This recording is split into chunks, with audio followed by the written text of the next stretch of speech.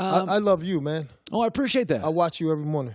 That's nice. Yeah, I watch you every morning, and you're very accurate. Yeah. Hey, John, did you hear that? When you complain, the demanding schedule, I appreciate that. The guys, we put in a lot of time. Let me ask you about Cuttino. You played with great players. I mean, the Barkleys and the Kim and the Yao Ming. I mean, you played with egos and these big guys.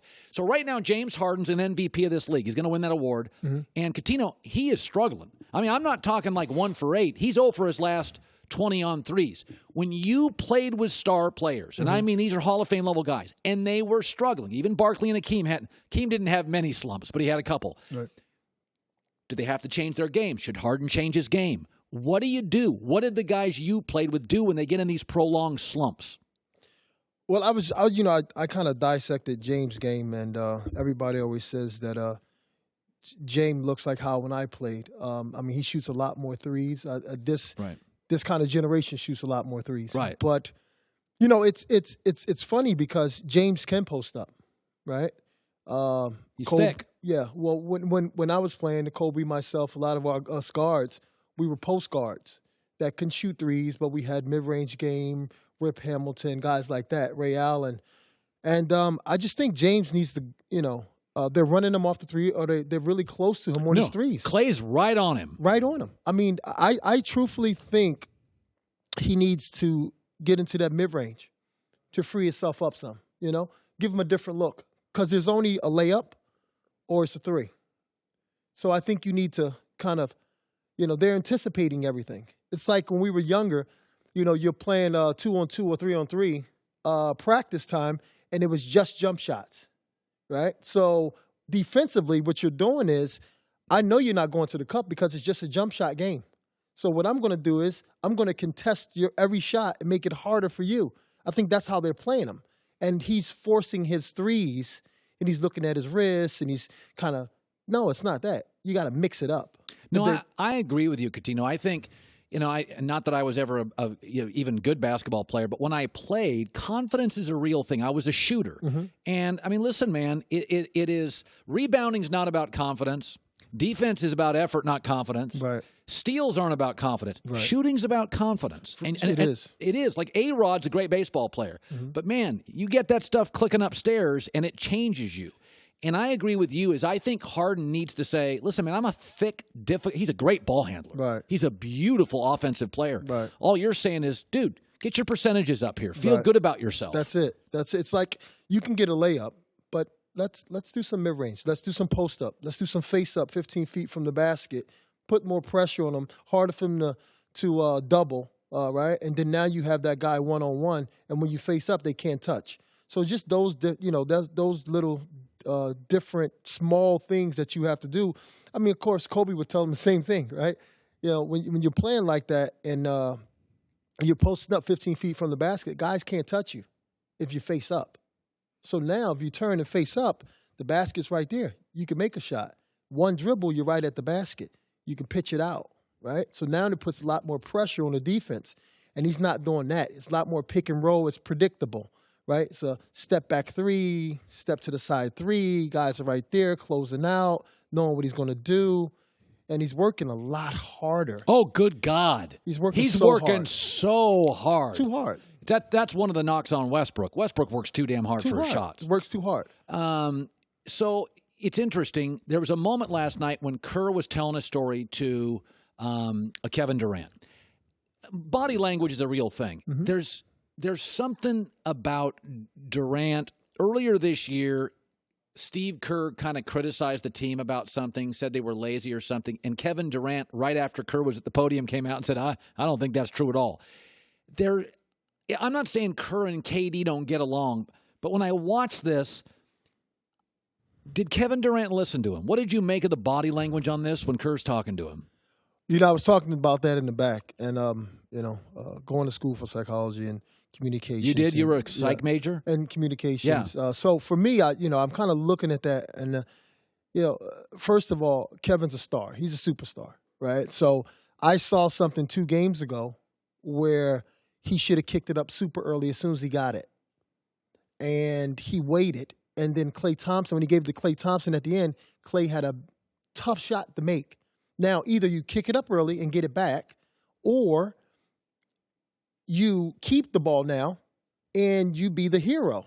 But he gave it to Clay, which put Clay in a bad position. Now, Right. two games later, Steve is telling him, listen, trust your teammates. Give it up early so you can get it back early. Right. Which is brilliant. That's what you're supposed to do, right? I was telling the guys in the back, if everybody's paying attention to me like they're all doing right now, they're looking at me, and there's some noise, and the noise is over there, what is everybody's eyes going to do? It's going to look that way. Right. So if you pass the ball, everybody's going to, defensively, is going to look where the ball's going. You can move. Now get in a you better... can move. So you get up early and move and do something. Do you think Kerr and KD have a little issue?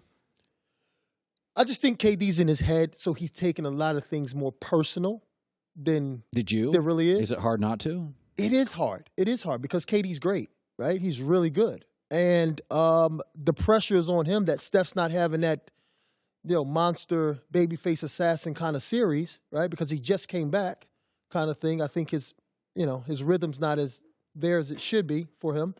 So I think KD subconsciously is like, the pressure's on me now. Houston's attacking us as well. I have to make these shots, not only in the first half, but in the second half.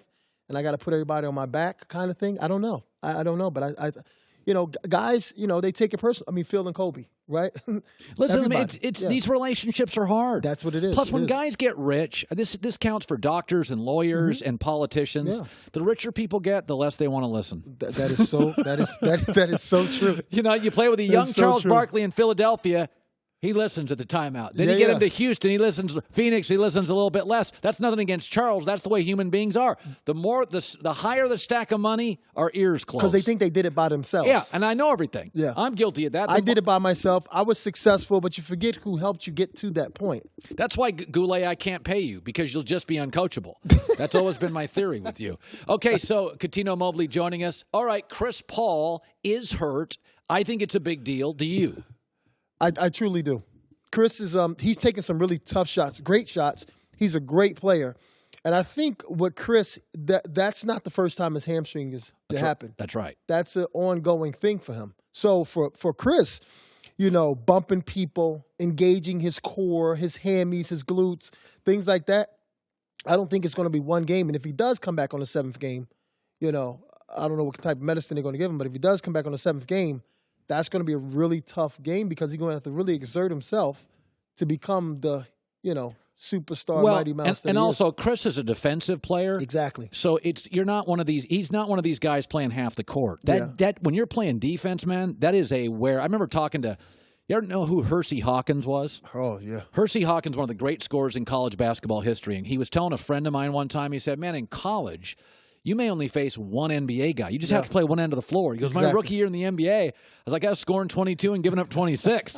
Like in the NBA, in college, you don't have to play much defense. You don't. If you're a Big 10 NBA point guard, Victor Oladipo, you're not facing NBA point guards." Exactly. Hersey. I'm from Philadelphia, so I watched him growing up. Oh, you did? I love Hersey. Big 3 season debut this Friday, June 22nd, FS1, then televised every Friday on Fox and FS1. So who do you like tonight, Boston or Cleveland? I have to stay with LeBron. Yeah. I love LeBron. I love everything about LeBron. Thank you. He's amazing. I love him. He's the basketball gods, literally, they did so well with him. It's ridiculous. Smart. Yeah. Look at his shoulders. On and off the court, this guy is just unbelievable. He grew up, I've always said this, the two things that are amazing about him, he never gets hurt. No. And go look at his life from 0 to 16. Never been in trouble. No. And moved 11 times in 1 year. In 1 year. All these different things he's done that happened to him. He didn't go to... he didn't go to school for a certain time. He missed 200 days of school 1 year. Yeah, because a situation in the family. And then the next year, perfect attendance because he was embarrassed from the previous year. This guy's, I don't know where he comes from. He's an alien. Physically, he's a little like Wilt, which is before your time. Right. I only saw Wilt. Philadelphia guy, too. Is Wilt a Philadelphia guy? West Philly. Kobe was a Philadelphia guy. It's in the water, just like the bread. Well, Villanova is tough. Yeah. How come Villanova didn't recruit you? You know what? My best friends went there. Alvin Williams, Jason Lawson. How come they didn't recruit you? You know what? I was a late bloomer. All right. Yeah, I was a late bloomer. And we all wanted to go together. So you went to Rhode Island. By the way, Lamar Odom, yes, Cuttino Mobley, Ernie DiGregorio. Ernie. Look at Goulet. Diggs. Dude, Rhode Island had a lot of good players. And they got, I'm telling my audience right now, if it's a summer and you ever got a weekend and you're on the East Coast, go to Watch Hill, Rhode Island. Ocean House. It's my favorite water hotel East Coast I've ever been to. That includes Florida. Newport's great, huh? Newport's good, too. I like Watch Hill more. Newport's got that Bellevue Avenue, the Rich Avenue. Yeah. Oh, yeah. Rhode Island's an amazing state. Yeah, Cuttino, nice meeting you. Hi, everybody. Thanks for watching. Subscribe here to get the latest from the show. Also, be sure to check out more of the best clips from The Herd or go watch a few segments from other shows on FS1.